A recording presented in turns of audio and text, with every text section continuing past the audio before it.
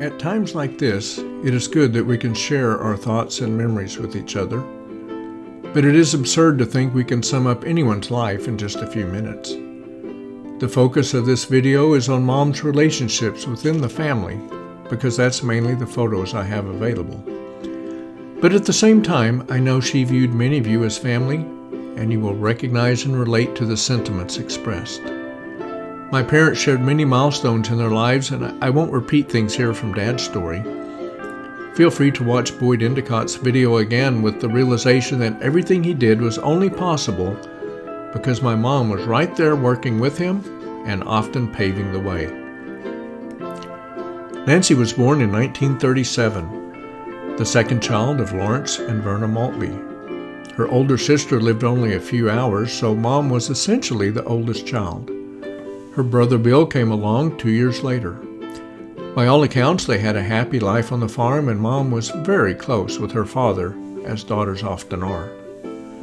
She recounted one of her favorite memories of riding on his shoulders coming home from the fields. Sadly, he died when Mom was 10, and she felt that loss for the rest of her life. That left her mother, Verna, to raise Nancy and Bill on her own, and she was up to the task. To give you an inkling of her character, this is a class photo of my grandmother. She is on the right, and her fraternal twin brother is standing behind her right shoulder. This was rural Oklahoma in the 1930s, and those are real cowboys. Verna raised her two children to be productive, persistent, and honest. My mother learned about being a good neighbor from her dad, and about hard work along with determination from her mom. Nancy did well in school. She was in the band, served on the student council, and was homecoming queen. After obtaining an academic scholarship, she moved in with her grandfather so she could attend college and pursue a career in medicine. She was active as a member of biology club, literature club, and in her sophomore year she was an attendant to the homecoming queen. All those things came to an end when she met my dad and married in 1956 and started a family. In 1960, Nadine Cleaver knocked on Mom's door and found a young woman who had prayed for answers to her questions about life, the future, and God's purpose for mankind. Nadine was happy to show her some scriptures and offered my mom a Bible study. She accepted because she could tell by looking at her hands that Nadine was a hard worker and not just a salesperson. Despite Dad's opposition, Mom was baptized as one of Jehovah's Witnesses about a year later, all because she wanted her children to have a better life. A big milestone for Nancy came in 1963 when she left us three children with Dad's mother and traveled with Verna by Greyhound bus to attend an 8-day convention at the Rose Bowl in Pasadena, California. Not too long after her return, things came to a head. Dad wanted control over his wife, and Mom wasn't budging about the truths she had learned from the Bible. Dad agreed to a Bible study, in part to see what Mom was learning, and in part to prove her wrong. Fortunately, he soon recognized Bible truth, and they began to serve Jehovah together. I've previously mentioned our family's move from Edmond to Clinton. You can see my mom smiling in the photos of that time. What you don't see is her crying privately in the shower. Not because she didn't agree with the move, but because she was going to miss all the friends she was leaving behind.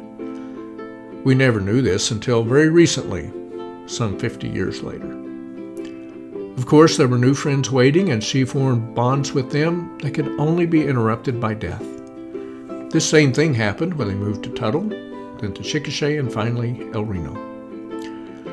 While her children were home, Mom stayed busy regular pioneering, caring for her household, and very often organizing and hosting gatherings for the benefit of young ones. Once we were gone, she shifted to other things, like trips to Bethel and other theocratic activities. Here she is at what I believe is the first quick build in New Jersey, well before committees and RBCs, just John Langan sharing some quick build methods. As quick builds became more organized, Mom advanced right with it, usually happily doing less appealing jobs as she saw a need and filled it. I want to mention her RBC traveling and camping partner Ruth Carvalho on the left. Ruth served for years in the supply trailer and was remarkable. No computer could ever come close to replacing her. Mom's gift was with people. She had many, many close friends because she put people first everywhere she went. Here's part of the famous Domino group at her home in Chickasha. She also stayed in close touch with her mother and really enjoyed spending time with her nieces. Of course, she remained active in her children's lives and welcomed our spouses into the family as her own children. I've often said, I hope my mom never has to choose between Deborah and I because I'll lose. Deborah said, at first Nancy was just my mother-in-law, and that was good, but she did things that I didn't expect. She taught me more things than I can list here. Things like how to make sausage gravy and fried okra and how to cut up a whole chicken. Why was this so special to me? I didn't know how to cook. I didn't even know how to cut the chicken up. Rather than belittle me, she always took the time to teach me. Soon she went from mother-in-law to mom. From the very beginning of my marriage, she reached out to me and made me her daughter. The most important thing she did for me was model how to be a skillful Bible teacher. She loved me unconditionally. I miss her every moment. Yes, we were as close as we could be, given that we were scattered around and busy. Then something happened. You may notice a tiny difference between this photo and this one. Look again. See the tiny face and little eyes? Life-changing for my mom. Megan named her Mimi, and it stuck. Those two bonded and became almost inseparable. Their relationship never wavered. Later, Lachlan and then Wren were born. My mother attended both births. Megan wanted her Mimi there. Of course, Mom loved them both, but Wren and Dad gravitated to each other while Lachlan joined Megan in her special bond with my mother. She often played games and read to the little ones. When she could no longer do so, Lachlan began reading to her whenever he came to visit. When it was time to let her children know that Mimi didn't have much time left, Megan tried to explain why her grandmother was so special to her. Among other things, she said, "She's the one who taught me how to do everything that I love to do. She's the one who taught me how to garden and grow plants. She's the one who taught me how to be a good mom.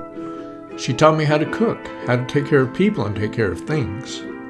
I learned a lot of things from my mom and dad too, but my Mimi is the one who taught me how to enjoy little things in life."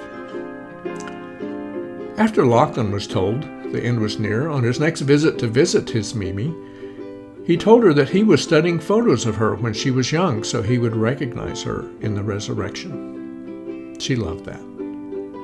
Closer to the end, Mom just wanted to sleep and would tell you so if you woke her for any reason. However, whenever she heard Megan or Lachlan in the room, she would smile and whisper, "I love you." Everyone viewing this has lost a loved one in death. It's been called part of the circle of life. But Jehovah didn't put humans on earth to live as part of a circle with death as its end. In his first letter to the Corinthians, chapter 15, verse 26, Paul called death the last enemy and said it would be brought to nothing. Revelation 21:4 says, "Death will be no more, neither will mourning, nor outcry, nor pain be any more." Don't you find the loss of a loved one to be a major cause of mourning and outcry? I know I do.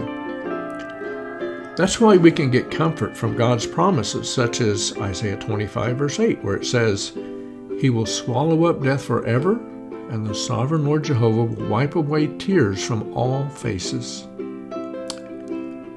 Jehovah will not forget my mom or any of those resting in the grave. He loves her as much as we do. He has promised to bring her back to life, and he doesn't lie.